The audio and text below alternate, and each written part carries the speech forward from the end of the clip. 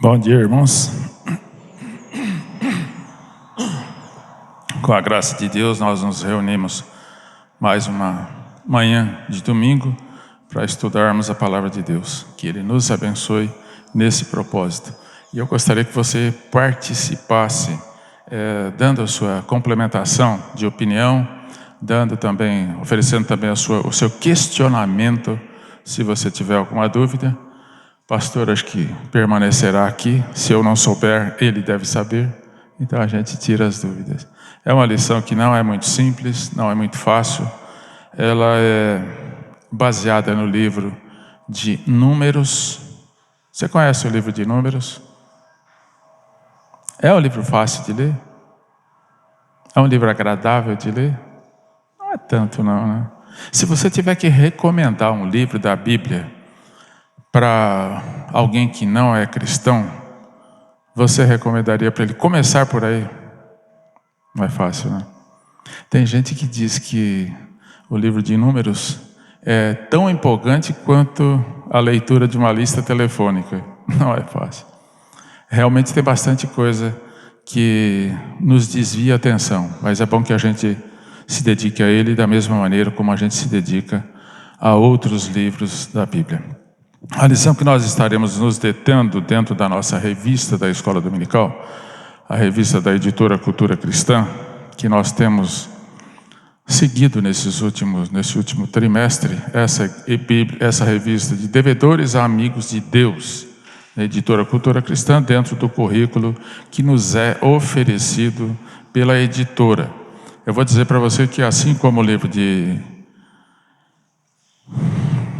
Números não é um livro fácil de ler, muito agradável para ler, mas é importantíssimo que seja estudado. Eu vou dizer que essa revista também não é a melhor revista que a gente já teve. Se você tem estudado, e é bom que você estude, pode até não ser muito agradável a leitura dessa revista, mas é muito importante que a gente desperte pelo menos o interesse pelo texto, o interesse pelo assunto. Nós estaremos hoje, então, com a lição de número 8, e a parcela do livro de Números que foi reservada para essa lição são 11 capítulos do final do livro de Números, capítulos 26 a 36, são 11 capítulos. É claro que a gente não vai ler todo ele, é um texto bastante longo, e como eu disse, a gente vai acabar talvez até dormindo durante a leitura. A revista, o autor da revista, escolheu o capítulo de número 35 como base. Eu digo que ele nem é o mais representativo da parcela, dos 11 versículos. Então nós vamos fazer uma passeada por cima, um passeio por cima do livro de Números, para ter uma noção do contexto em que esse assunto que nós estaremos discutindo, a restauração do povo de Israel e o cuidado do Senhor para com aquele povo. Trazer isso à nossa realidade, de maneira que a gente tire ensinamentos pessoais para a nossa vida. O que é que isso tem a ver comigo? E como é que eu devo me comportar para não cometer os mesmos erros que o povo de Deus cometeu, o povo de Israel, naquela ocasião? Eu gostaria que você abrisse a sua Bíblia já no capítulo 1 de Números. Esse passeio que nós vamos fazer, eu lerei, mas você, por favor, acompanhe na sua Bíblia. Eu usei a revista atualizada, que é a que a gente tem habitualmente usado aqui, para que você possa entender o contexto. O que é que aconteceu?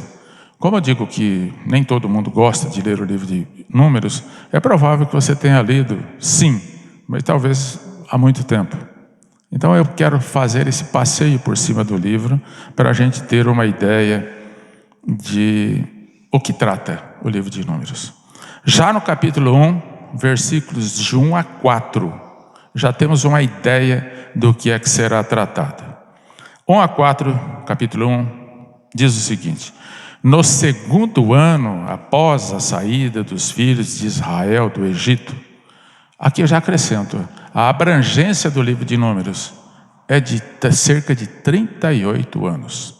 Já no segundo ano, depois da saída, Moisés começou a relatar nos livros de Números tudo quanto ele haveria de instruir o povo.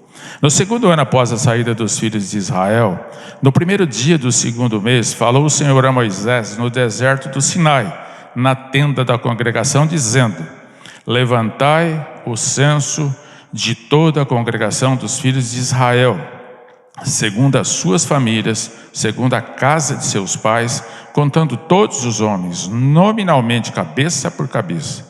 Da idade de 20 anos para cima, todos os capazes de sair à guerra em Israel, a esses contareis, segundo os seus exércitos, tu e Arão. De cada tribo vos assistirá um homem, que seja a cabeça da casa de seus pais.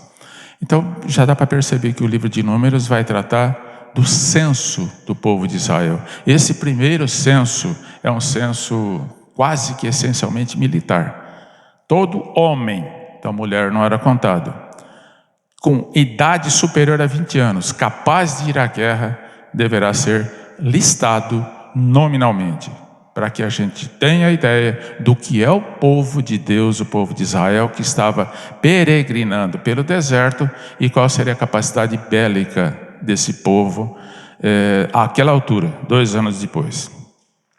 Praticamente um censo militar. Quantos daqui têm condições de sair à guerra? Depois pule, por favor, na tua Bíblia, capítulo 13, versículos 1 a 3.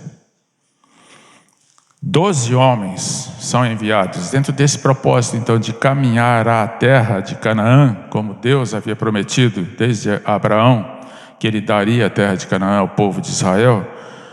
Já no capítulo 13, 12 homens são enviados porque eles já estão próximos da Canaã, para espiar a terra. Deus havia prometido que daria àquele povo uma terra maravilhosa, que manava leite e mel. Mas ele falou: Moisés, dá uma olhadinha, lá está Canaã. Manda 12 espias, 12 príncipes, cada um de uma tribo, para que eles vão lá e vejam, façam um relatório e tragam para informar ao povo o que é a terra que eu prometi. Então esses 12 homens são enviados.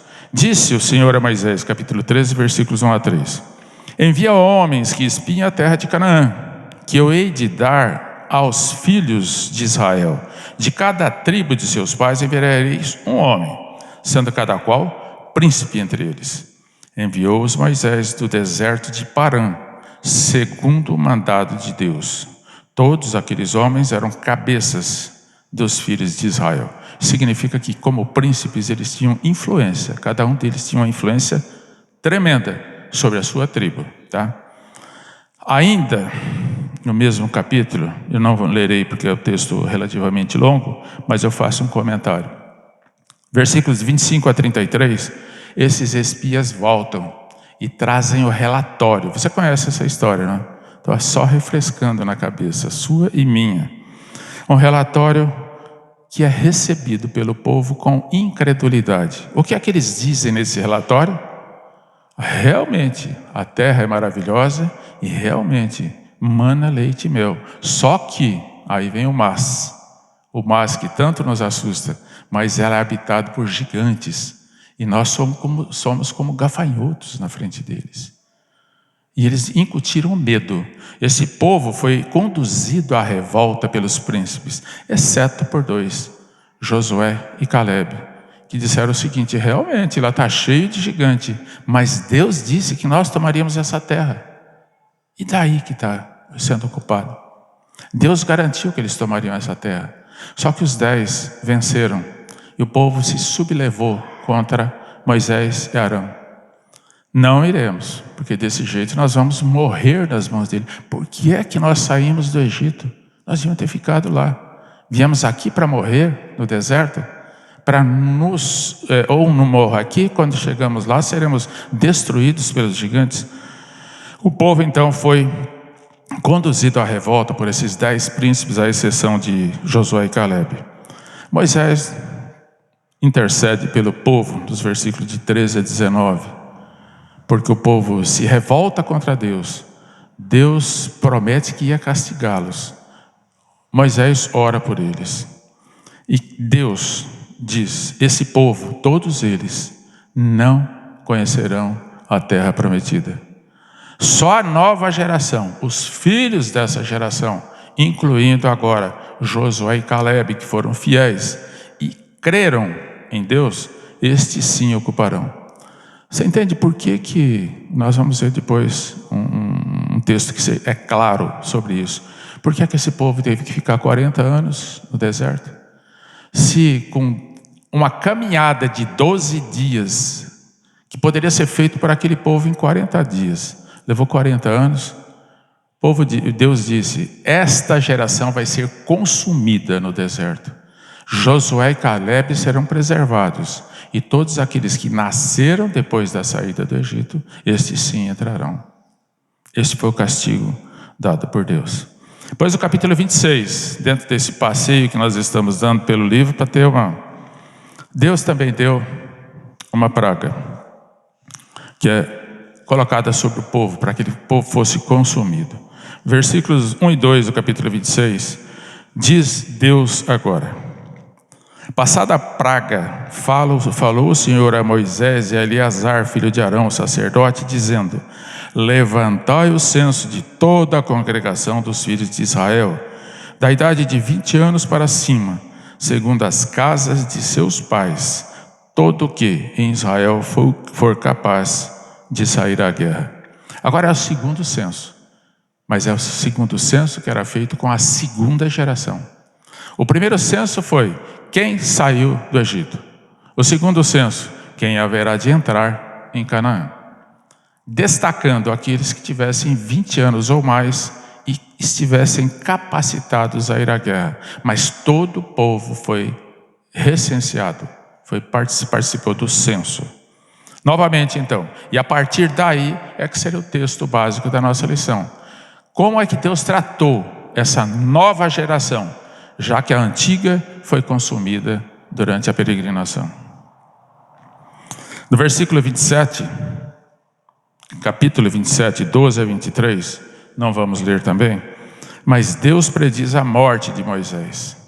Se só Josué e Caleb entrariam na terra prometida, Moisés não era nem Josué nem Caleb. Moisés também cometeu o seu pecado. E Deus disse: sobe no morro e veja, lá vai ser a terra que esse povo vai tomar posse. Mas você também não vai conhecer. Veja daqui, mas você também vai ser consumido no deserto, porque você também foi rebelde contra mim. E isso nós estaremos tentando concluir durante o nosso estudo. Versículos 18 a 23 do capítulo 27, Josué é designado sucessor de Moisés. Alguém deveria substituir Moisés. O próprio Moisés, quando soube que ele seria morto no deserto, que Deus não permitiria a chegada dele, ele falou: então, Senhor, levanta um líder para esse povo, porque eles precisam de um líder, precisam de um pastor. Eles não podem caminhar pelo deserto como um rebanho sem pastor. E Deus então levanta um daqueles que entraria na terra prometida, que era Josué. O capítulo 34, que também faz parte do nosso texto, é feita a partilha das terras de Canaã. Capítulo 35, que seria a base do estudo da revista, como foi feita a separação e como é que os levitas se encaixaram nessa distribuição de terras. Sabemos que os levitas habitualmente não recebiam herança, não recebiam terras. Mas o povo que estava concentrado lá no Egito e que eram assistidos pelos levitas, agora haveria de se espalhar por uma área muito grande. Então os levitas deveriam dar assistência espiritual a todo esse povo.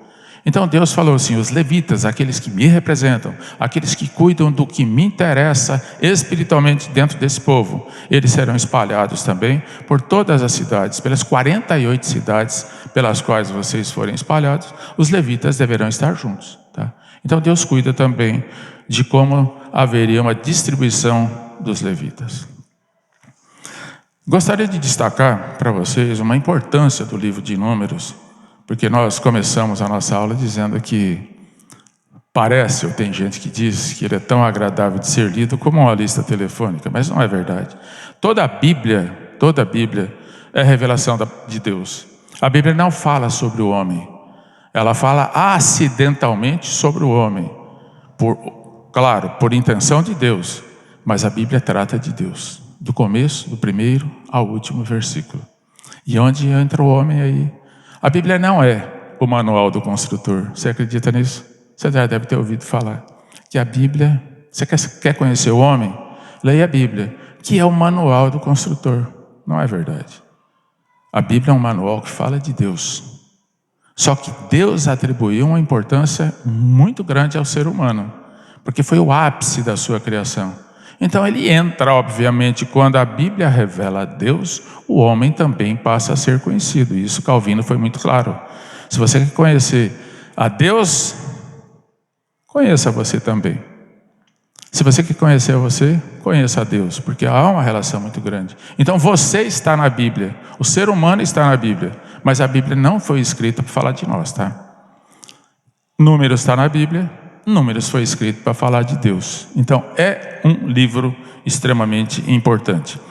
E Paulo, quando escreve a Timóteo, segunda carta de Paulo a Timóteo, capítulo 3, versículos 16 a 17, diz o seguinte: toda a escritura é inspirada por Deus e útil para o ensino, para a repreensão, para a correção, para a educação na justiça, a fim de que o homem de Deus seja perfeito e perfeitamente habilitado para toda boa obra. Quem não lê o livro de Números fica devendo uma parte do conhecimento de Deus, fica devendo uma parte do conhecimento da revelação de Deus. Esse livro foi escrito entre os anos de 1440 a 1400 antes de Cristo. Somando 2000, dá 3.400 e poucos anos que foi escrito. Bastante antigo. Foi escrito no deserto, durante a peregrinação no deserto, e abrange cerca de 38 anos dessa peregrinação. Nós conhecemos como Números, mas na Bíblia hebraica, no Torá, aparece como No Deserto. O nome desse livro é No Deserto. Talvez seja até mais fácil, mais claro de entender por quê. Porque foi lá que aconteceu tudo isso. Tudo quanto aconteceu. Então, quando eles abrem o quarto livro da Bíblia, esse quarto livro da Bíblia está escrito No Deserto. E que nós chamamos de número porque realmente traz muitos números. E esse número é importante porque é um meio termo entre a preparação para a entrada na Terra Prometida, que é Deuteronômio e Josué, que são os dois últimos livros que tratam dessa peregrinação e dessa preparação e entrada na Terra Prometida, e Êxodo e Levítico, que eles recebem a lei. Em Êxodo e Levítico, o povo recebe a lei. Em Deuteronômio e Josué, eles estão sendo preparados para a Terra Prometida. E nesse vão encaixa-se o livro de Números, que é um livro de serviço e do caminhar de Deus. Relata uma caminhada de 38 anos. Também vou ler para vocês agora alguns versículos que eu acho bastante interessantes e que os estudiosos do livro de Números trazem como versículos-chave, aqueles que realçam o objetivo do livro. Números capítulo 6, versículo 24 a 26, que nós conhecemos bem, é um texto conhecido como bênção sacerdotal, ministrada por Arão ao povo de Israel. E quem disse a Arão que assim o fizesse foi o próprio Deus. Números capítulo 6, 24 a 26. Chegaram lá? O Senhor te abençoe e te guarde. Nós temos até um cântico muito bonito aqui na igreja com esse texto. O Senhor faça resplandecer o rosto sobre ti e tenha misericórdia de ti. O Senhor sobre ti levante o rosto e te dê a paz. É uma maravilhosa oração. Quando a gente pede a Deus que use de graça e de misericórdia para com aqueles que a gente ama. Versículos 6 a 8 de Números 12.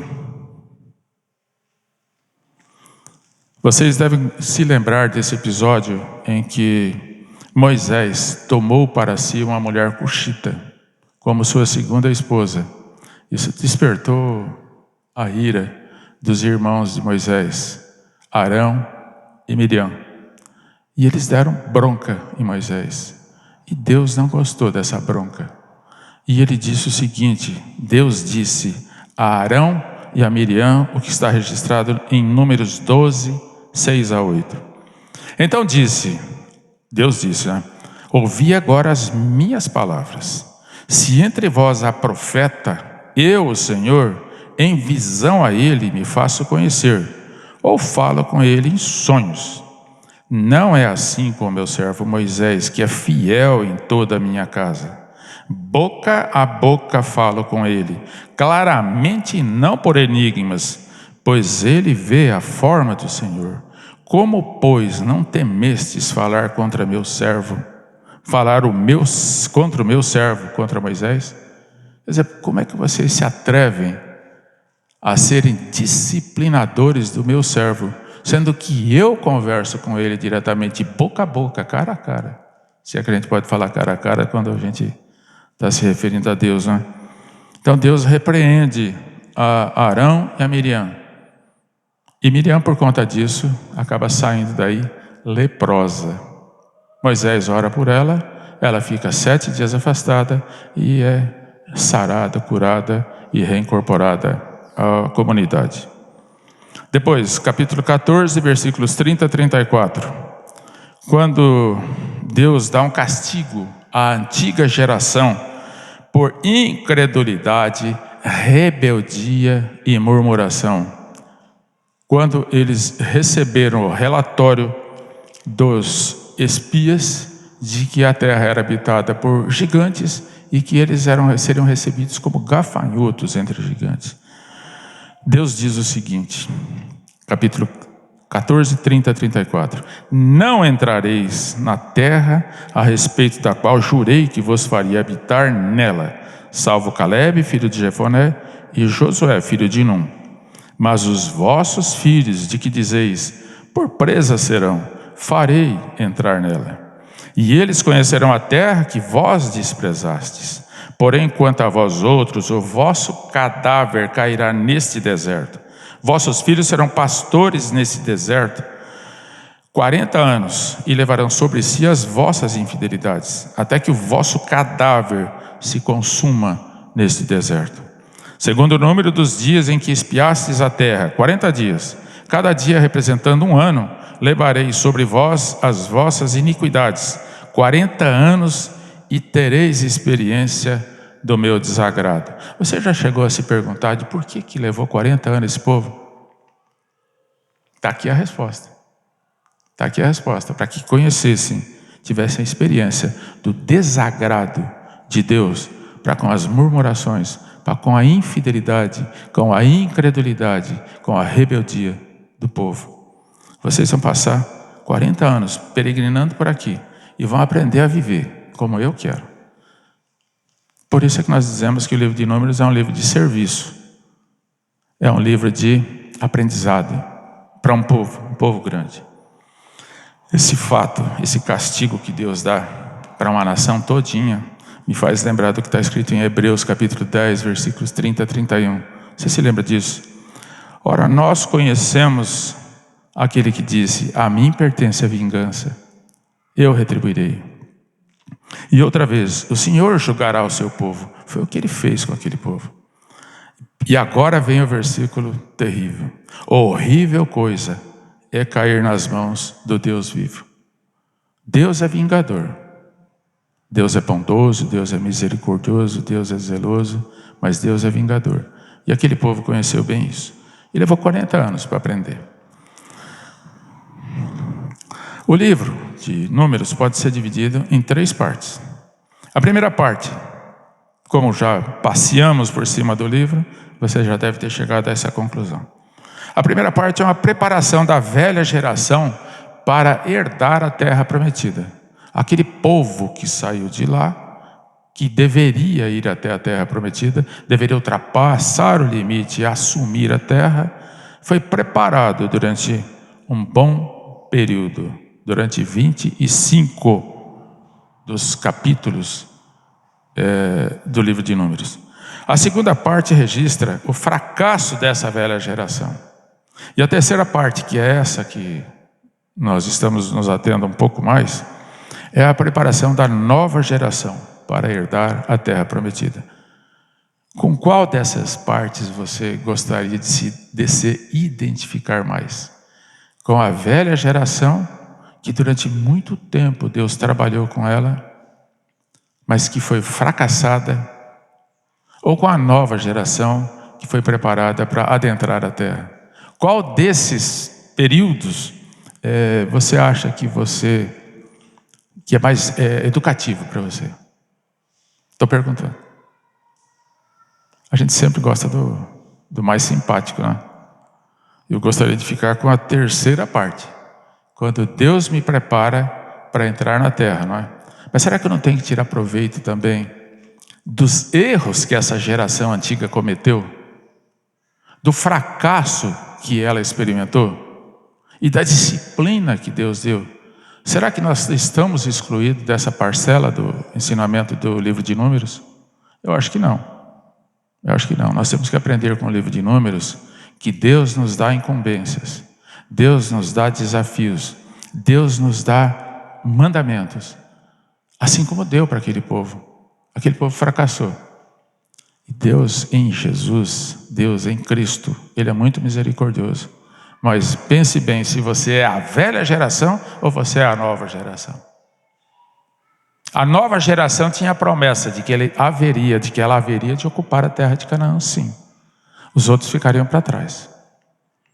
E você também tem a promessa de que, se você é cristão, se você crê em Jesus Cristo como teu único e suficiente Salvador, você haverá de ocupar sim a terra prometida. Há um lugar, há moradas preparadas por Jesus para todos nós, tá? Assim como a geração, a nova geração, a segunda geração dos judeus, dos hebreus, dos israelitas. Mas nós temos que aprender também o que é que Deus fez com aquele povo que desobedeceu, para que a gente não cometa os mesmos erros, tá? Eu acho interessante que a gente entenda isso.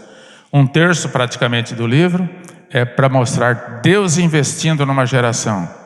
Um outro terço é para mostrar Deus consumindo essa geração rebelde. E um terceiro terço. Terço é terço? É terço. Terço fica parecendo igreja católica. Terço.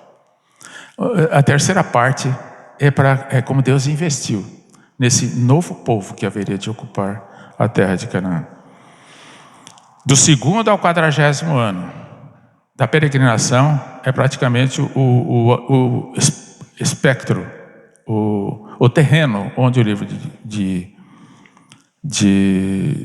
Números trabalha. Esse restante de 26 a 36, então, é o investimento na segunda geração. O tema é obediência e rebelião. Obediência que acaba caindo em rebelião, seguida de arrependimento e bênção, a bênção do perdão. Percebe que isso aí é tema do livro de Números, assim como é praticamente o tema de todo o Antigo Testamento. O Antigo Testamento também trabalha com Deus exigindo obediência, porque a aliança que Deus fez com o seu povo exigia obediência, mas o povo se rebelava. Depois se arrependia, depois recebia a bênção do perdão. Conosco não é diferente. Nós recebemos as normas, nós recebemos os mandamentos, nós recebemos a lei moral, nós recebemos os ensinamentos, nós nos rebelamos, nos revoltamos contra Deus, Deus nos disciplina, nós nos arrependemos e recebemos a bênção. Obrigado, Edgar.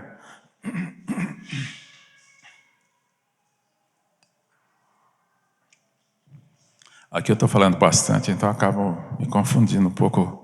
Minha garganta complica. Lá em casa eu fico quietinho. Quem fala é a Selma. Tá?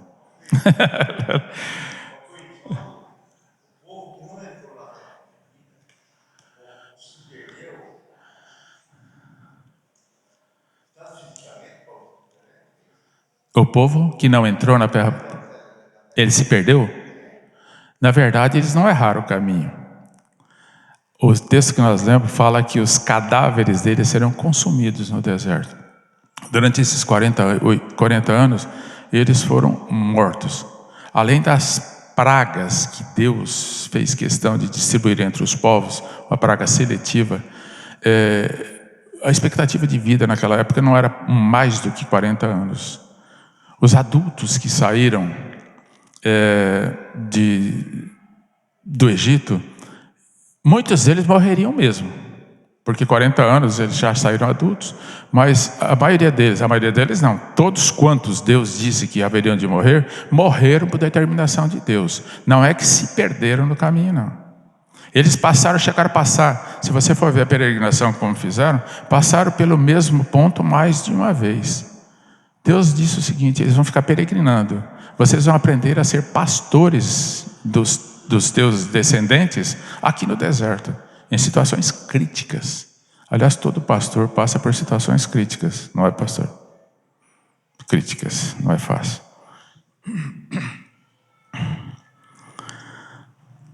Uma aplicação prática para nós, a partir de tudo isso que a gente disse aqui. O pecado, seja ele qual for, a incredulidade, quando nós não colocamos uma fé autêntica, legítima e verdadeira nas promessas de Deus, e sobretudo a rebelião, quando nós não levamos Deus a sério, colherão o julgamento de Deus. Você concorda? Que podemos concluir desse texto, do texto de Números, que o pecado, seja ele qual for, o pecado da incredulidade particularmente, porque Deus prometeu e não acreditaram, e sobretudo a rebelião, porque você não acreditar é uma coisa, mas a revolta contra Deus, esses três somados geraram a ira de Deus, provocaram a ira de Deus e provocaram o julgamento de Deus contra aquela geração. Esse é um ensinamento que a gente tem que extrair desse livro de Números. Todo pecado tem consequência, particularmente a incredulidade e a rebelião contra Deus. Nós pecamos, nós não cremos como deveríamos crer e nós somos rebeldes contra Deus. Nós estamos sujeitos ao julgamento de Deus. E por que nós vamos para a terra prometida apesar disso? Porque temos Cristo, tá? Entenda bem, creia nisso. A nossa revista traz uma expressão que seria uma síntese de tudo isso que a gente falou. As tentativas frustradas de Israel de dirigir sua própria vida significa sem Deus. As suas idas e vindas entre pecados e arrependimentos nos mostram que de Deus depende nossa plena salvação. Somente Ele pode nos proteger inteiramente de quem? De nós mesmos, do diabo e do mundo. Qual foi o maior inimigo do povo de Israel naquele deserto? Foi ele próprio. Foi ele próprio. Aquele deserto, tem gente que passa por lá, até Abraão passou por lá. Passou em uma caminhada de 10, 12 dias. Aquele deserto não era necessariamente tão complicado, mas o povo de Israel foi complicado. Deus então nos protege de nós mesmos, do diabo e do mundo. Porque o diabo contribui para tudo isso. E o diabo está aí. O que é que Balaão fez, se não convencer o povo a se rebelar contra Deus? E o povo ouviu, muito mais do que ouviu a Deus. E somente Ele, Deus, é capaz de suprir nossas necessidades. Esse é o resumo da nossa aula. O estudo, o que nós queremos agora extrair de tudo isso, é que o nosso Deus é um Deus provedor e que o nosso Deus é um Deus protetor. E vamos retirar das nossas leituras desses textos, onde é que Deus se mostrou provedor do povo? Onde é que Deus se mostrou protetor do povo? E trazer para a nossa realidade, para que você identifique, que eu identifique também. Onde é que Deus tem sido provedor na minha vida? E se você não percebeu, ou se eu não percebi, é porque nós estamos alheios às coisas. Mas Deus é provedor. e Deus é sustentador, e Deus é protetor, tá? Aquele povo de Israel, durante todo o tempo, se você não chegou a essa conclusão, é porque nós lemos poucos versículos, mas você pode chegar em casa e ler o livro todo. Você vai chegar à conclusão de que Deus proveu àquele povo liderança, sim ou não? Eles tiveram líderes, e líderes autênticos, legítimos e verdadeiros, que falavam diretamente com Deus, como Deus disse a Miriam e a Arão: eu converso cara a cara com Moisés, eu me relaciono com ele, eu falo tudo para ele, ele é o líder de vocês. Como é que vocês se revoltam contra ele? Então, o líder nós sempre teremos, só que Deus nos dá também sabedoria e discernimento, porque nós não temos Moisés mais entre nós que falam diretamente com Deus. A Bíblia fala por ele, conosco. Nós temos que ser de sabedoria e discernimento para sermos líderes que se relacionam bem com Deus e sabermos quais são os nossos líderes que também assim procedem para com Deus. Deus deu abrigo? Sim, durante toda a caminhada. Durante o dia, um sol ardente, deserto, uma nuvem que os protegia. Durante a noite, precisavam de claridade, Deus deu o lumiar que eles precisavam também. Deus deu acolhimento durante o tempo todo. Não faltou proteção. Deserto é um lugar perigoso. Deserto tem tribos nômades que aparecem e desaparecem com facilidade, porque eles conhecem aquilo como a palma da mão. Mas Deus esteve presente, tá? E uma única vez em que há registro no livro de Números que Israel entrou em guerra, foi porque Deus mandou que assim fosse. E Deus deu a vitória. Foi quando eles lutaram e venceram por ordem do próprio Deus. Deus deu disciplina? Oi, como deu, hein? Como deu? O tempo todo Deus está presente. Deus deu disciplina àquele povo e Deus dá disciplina para nós também. Você já se sentiu disciplinada por Deus? Quando você quebra a cara em alguma coisa que você faz, que você fala: oi, Deus agindo para mostrar para mim que eu errei, tá? Deus deu alimento para eles? Ou vocês acham que eles levaram um freezer lotado durante aquele caminho por 40 anos? Não foi, né? Mais de 2 milhões de pessoas, entre mulheres, homens e crianças, sendo alimentados num deserto que não tem o que colher. Deus deu alimento, sim. Deus é um Deus provedor. Deus deu saúde física e espiritual.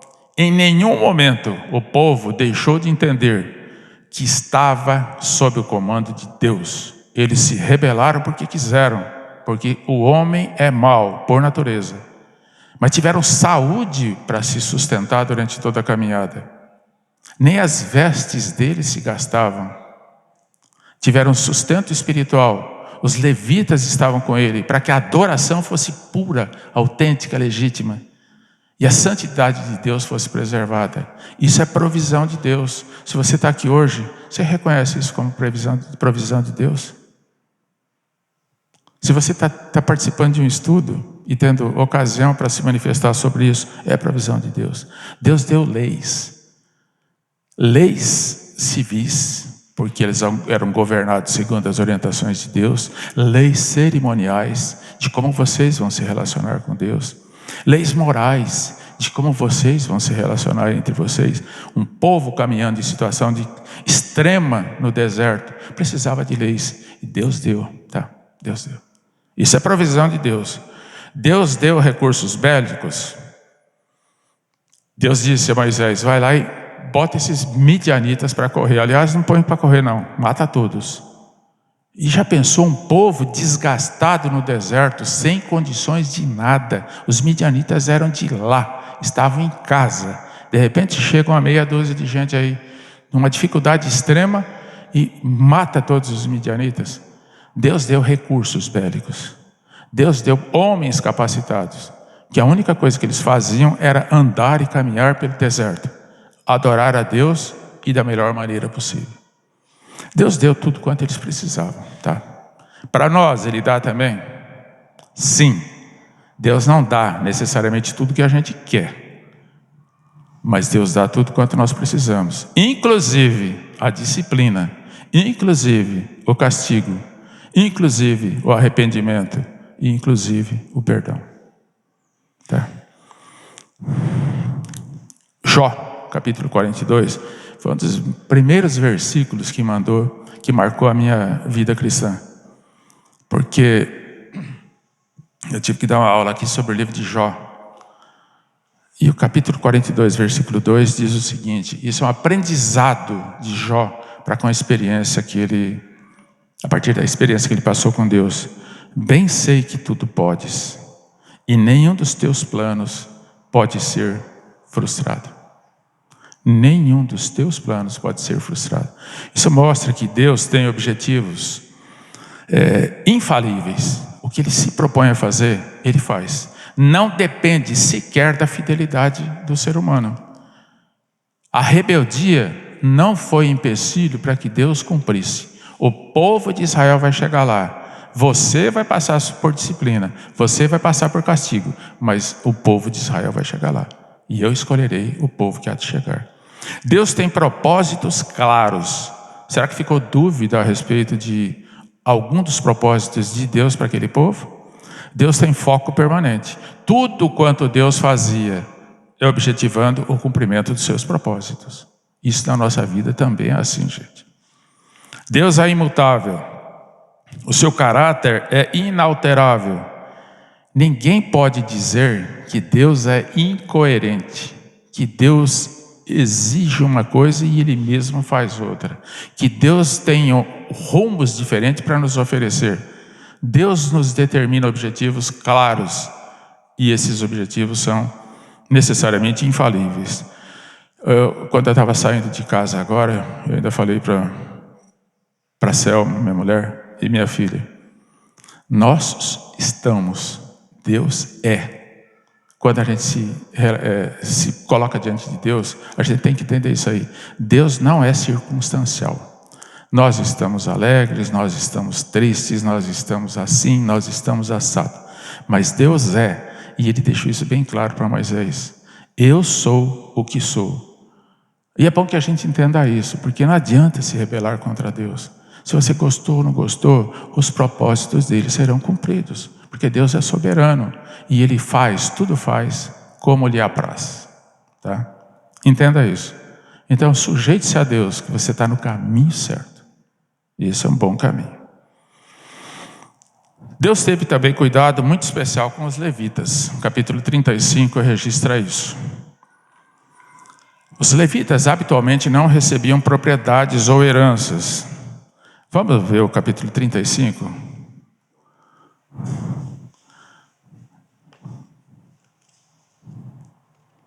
Números, capítulo 35. Não vou ler inteiro, mas eu acho que vale a pena a gente ver o que é que Deus reservou para os levitas. Os levitas são aqueles que cuidam da parte espiritual. Disse o Senhor, capítulo 35, versículo 1. Disse mais o Senhor a Moisés: nas campinas de Moabe, junto ao Jordão, na altura de Jericó, já lá na terra prometida, tá? Dá a ordem aos filhos de Israel que, da herança de sua possessão, deem cidades aos levitas, em que habitem. E também em torno delas dareis aos levitas arredores para os seus gados. Terão eles estas cidades para habitá-las. Porém os seus arredores serão para o gado, para os rebanhos e para todos os seus animais. Versículo 6. Das cidades, pois, que dareis aos levitas, 6 haverá de refúgio, as quais dareis para que nelas se acolha o homicida. Além destas, lhes darei 42 cidades. 6 mais 42 dá 48. O povo, o levita, todo levita, ele iria se pulverizar no território de Israel por 48 cidades, para que onde o levita estivesse, houvesse pureza de culto. Eles cuidavam exatamente dessa parte, a parte do culto. Escolhei, versículo 11, para vós outras cidades que vos sirvam de refúgio, para que nelas se acolha o homicida que matar alguém involuntariamente. Não se trata de esconder o criminoso, não é isso que Deus quer. Mas existia entre eles uma lei que dizia o seguinte: você que é chefe de um clã, você que é chefe de uma família, você tem que zelar pela tua família. Você, homem, vai ter que proteger. Aliás, até nós hoje, né? Que papel é dado ao marido? É esse papel de líder, papel de chefe, papel de protetor. Você vai zelar da tua família. E se alguém matar alguém da tua família, você está livre para ir lá e matar. Esse é o vingador de sangue. Alguém derramou sangue da tua família, vai lá e mata ele. Só que tem o seguinte: existe muita coisa que é acidental. Alguém morre por culpa minha, mas não foi intenção minha. E Deus registra aqui, manda registrar aqui, uma série de versículos que trata isso. O que significa um crime intencional e o que significa um crime acidental. Até que ele possa ser julgado, ele vai ter que ser recolhido a um refúgio, tá? Até que seja recolhido, ele tem que ser recolhido a um refúgio. O que esse refúgio tem a ver com Cristo? Pensa bem. Será que você cometeu alguma coisa, algum crime, entre aspas, que não é crime, que nós chamamos de pecado, e que você merecesse uma punição imediata? Tem, não tem? Agora, aqueles que não são intencionais, se você procurar na Bíblia o que é um pecado intencional e qual seria o castigo desse pecado intencional, você vai ver que existe muita diferença. O pecado tem que ser acidental na nossa vida. Se ele acontece acidentalmente, nós nos refugiamos nessa cidade de refúgio ou em Cristo? Eles ficavam nessa cidade de refúgio até que fossem julgados. Depois de julgados, se o crime foi intencional, o vingador de sangue vai lá e pode matá-lo. Se não foi, ele é recolhido novamente a essa cidade de refúgio, tá? Entendam isso. Deus criou uma cidade de refúgio, assim como Cristo é nosso refúgio, fortaleza, socorro bem presente nas tribulações. Tudo isso reporta ou remete a Cristo. Capítulo 20.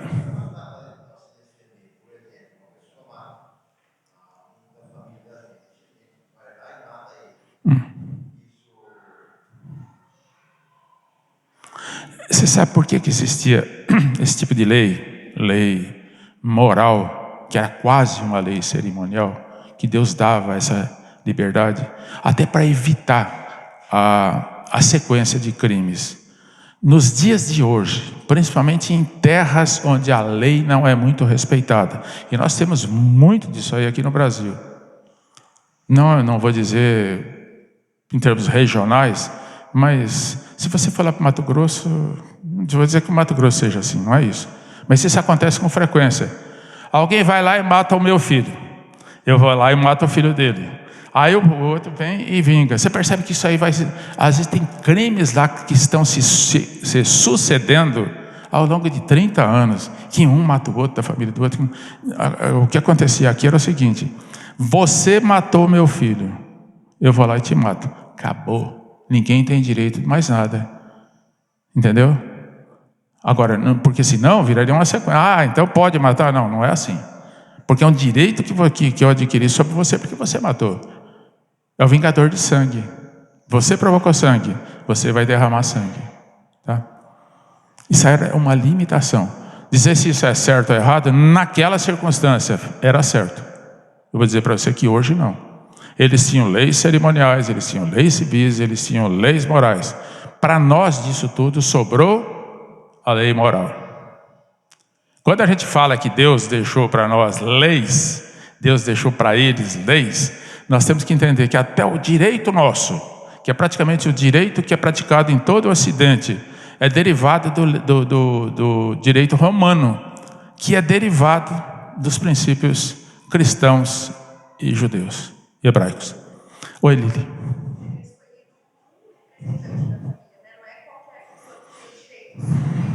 O responsável. Hoje, por exemplo, eu vou dizer para você hoje, dentro de um contexto bíblico para a família, o pai é responsável por. Você percebe? O marido é responsável por. Se você provocar alguma coisa com a minha família, eu tenho o direito de. Só que nós não temos mais esse direito. Você percebe? Por isso que existem leis que foram deixadas. Há uma disciplina em todas as comunidades, que ajudam a sobrevivência. A maneira de conseguirmos É política isso, não é? A política. Como é que vamos nos comportar para nos darmos bem, todos nós? Então isso aí já não existe mais. Se a gente for pegar isso aqui e trazer para a atualidade, já não funciona. Entenderam? Mais alguma pergunta? Ainda bem que o pastor veio. Se eu não souber, o pastor está aqui. Esses cuidados especiais para com os levitas, eles não recebiam habitualmente propriedades ou heranças. Eles eram sustentados pelas demais tribos. Eles eram guardiões do tabernáculo. O tabernáculo era cuidado exclusivamente pelos levitas. Essa era a incumbência. E para que eles não gastassem o tempo deles cuidando de terra, cuidando de gado, cuidando disso, cuidando daquilo, mas que cuidassem do tabernáculo, as outras 11 tribos é que sustentavam os levitas. Eles eram guardiões do tabernáculo, cuidavam dos serviços e dos atos culticos. Eles faziam com que a adoração que era oferecida pelo povo fosse genuína e pura diante de Deus. Zelavam por evitar a profanação da santidade de Deus. Como é que aquele povo que viveu tanto tempo em sofrimento tinham vivo na memória, ou como é que eles deveriam se relacionar com Deus? Os levitas cuidavam disso, tá? E foram distribuídos ou espalhados por 48 cidades no território de Israel para cumprir o ministério deles de servir a Deus espiritualmente através do povo. Como conclusão de estudo desses cuidados de Deus, eu vou dizer que é certo que Deus impõe. Verifique se você concorda comigo.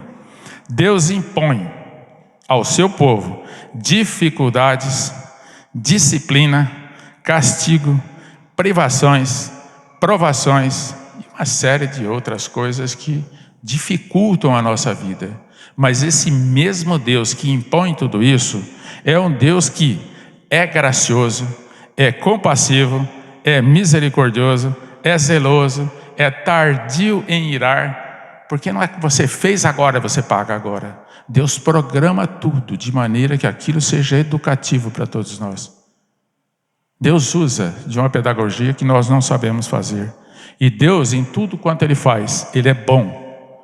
E tudo quanto Ele nos concede, Ele é provedor.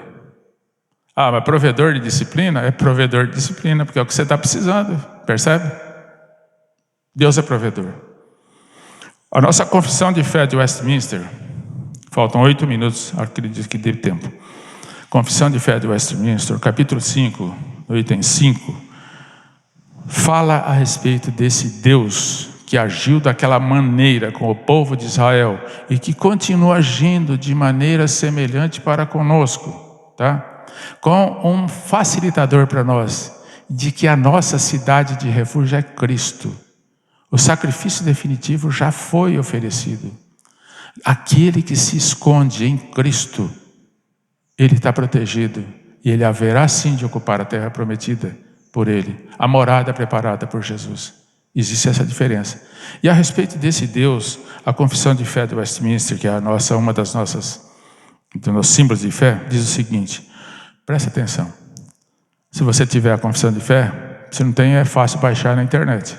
Está disponível na nossa editora. O muito sábio, justo e gracioso Deus muitas vezes deixa por algum tempo seus filhos entregues a muitas tentações e à corrupção de seus próprios corações, para castigá-los pelos seus pecados anteriores, ou fazer-lhes conhecer o poder oculto da corrupção. Tem coisa por trás da corrupção, e é isso que você vai conhecer. E dolo dos seus corações, a fim de que eles sejam humilhados. Deus é provedor até de humilhação para nós, tá? Precisamos disso.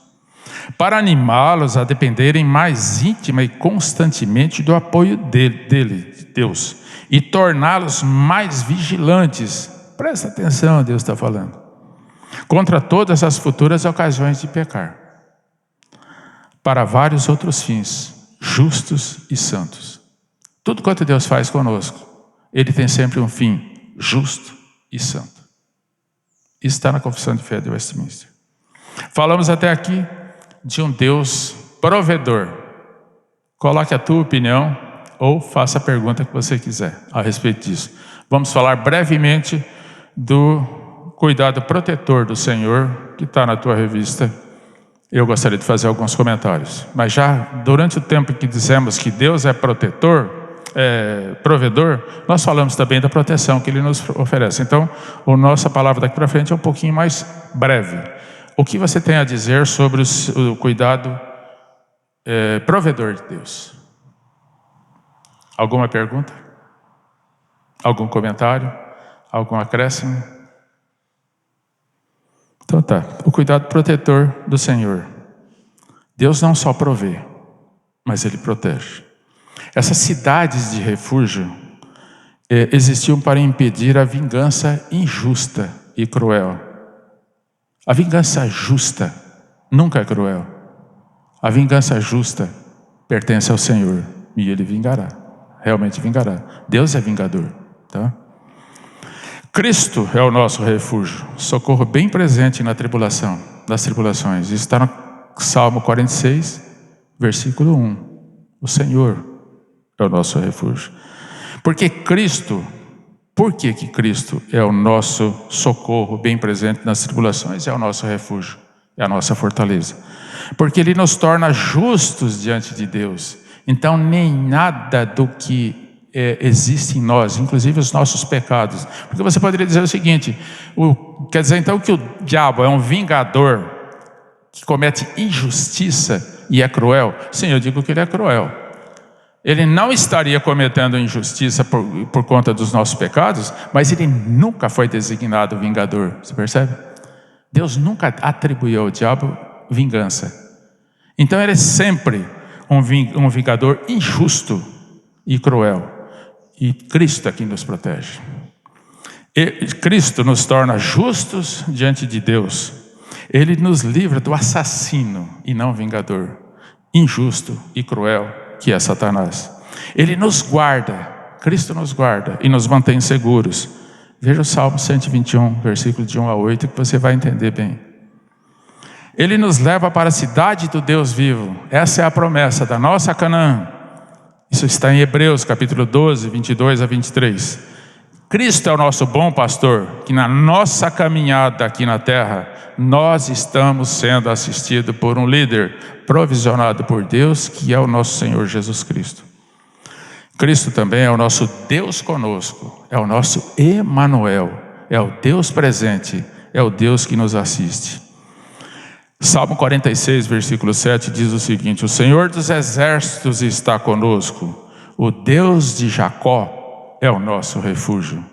Isso mostra que o nosso Deus é um Deus que não só provê, não só sustenta, como também protege. E quanto tempo, ou por quanto tempo, ou até quando Cristo será o nosso protetor? Ele nos protege e guarda até o cumprimento final do seu plano eterno. Não tenha medo de ficar sozinho. Não tenha receio de que você não vai chegar na Canaã. Porque quem te sustenta, quem sustenta a tua fé, quem sustenta a tua caminhada, é o próprio Jesus. Tá? Essa realidade que nós estudamos nessa lição, baseada no livro de Números, ela é inspiradora. É bom que a gente pare para pensar. E ela é desafiadora, porque uma das manifestações da nossa natureza caída, como seres humanos que somos, é a dificuldade em compreender que Deus é o único capaz de realmente proteger e prover. O povo de Israel tinha as regras dadas por Deus, mas ele teve dificuldade de entender, e por isso se rebela, como às vezes nós fazemos também. Essa incompreensão de que Deus é quem cuida de nós, nos gera pecado e angústias desnecessárias. O povo de Israel cometeu lá e nós cometemos aqui. Eu costumo dizer o seguinte: quando você está diante de uma dificuldade tremenda, muito grande, pense o seguinte: se você consegue resolver, que está ao teu alcance, foi dito que é você quem tem que fazer, faça. se está fora do teu alcance, é Deus quem vai resolver, descanse em Deus. É o cuidado que a gente tem que ter. É claro que não seja omisso. Dizer, não vou fazer mais nada na minha vida. A partir de hoje é Deus que resolve. Não, Deus te deu atribuições, ou aquele povo não recebeu atribuições. Nós também recebemos atribuições. Está ao teu alcance, é designação para você, faça. Não deixe de fazer, não seja omisso. Foge da tua alçada. Aquilo é coisa de Deus, é Deus quem vai fazer. Descanse e creia. Não seja rebelde, não seja incrédulo. É o ensinamento que nós devemos tirar dessa lição. Também esse estudo nos mostra como Deus orientou aquele povo. Porque Deus orientou o tempo todo. Como Deus disciplinou aquele povo. Como Deus restaurou aquele povo. Como Deus supriu aquele povo. Deus presente, nós temos Emanuel, Cristo, o Deus presente, o Deus entre nós. O Deus que pune e disciplina o seu povo pelo pecado cometido, também perdoa, restaura e cuida quando o povo se arrepende. Isso é plenamente válido individualmente nos dias de hoje para todos nós, tá? Não é só para aquele povo. A aliança de Deus com Israel exigia obediência e de nós também. Compare-se com esse povo para dizer, eu tenho muito que aprender com quanto esse povo apanhou, quanto esse povo teve que sofrer para entender, mas Deus cumpriu o que ele havia prometido, porque os seus objetivos são infalíveis. O que nós devemos tirar como lição dessa lição? Se você discordar, por favor, levante a mão. Compreender que somente em Deus está a nossa salvação. Preste atenção nos verbos. Nós temos que compreender isso, porque está disponível, mas às vezes nós estamos fechados a essa realidade. Compreender que somente em Deus está a nossa salvação. Perceber, esse é o verbo, que o Senhor disciplina seu povo, mas também restaura e cuida dele, mesmo em situações das mais difíceis. Identificar, isso aqui é muito difícil. Identificar situações concretas da nossa vida pessoal que demonstram o cuidado provedor e protetor de Deus. Deus é provedor, Deus é protetor. Na sua vida Ele tem feito isso? Tem. Identifique, levante e você seja grato por isso. Devemos concluir que Deus está presente com o seu povo, lá em Israel, aqui com a igreja, provendo o sustento e protegendo de todo o mal na prosperidade.